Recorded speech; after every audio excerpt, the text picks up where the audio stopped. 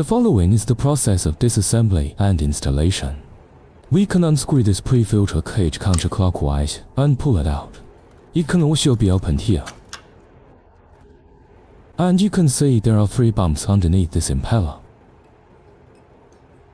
You need something, long tools. For example, a screwdriver at home. Use a screwdriver to jam the 2 bumps, then turn counterclockwise. It unscrewed. Then pull the impeller out.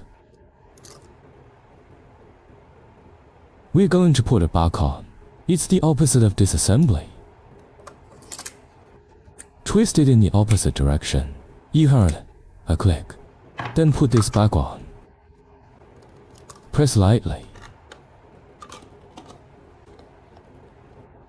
So, it's assembled.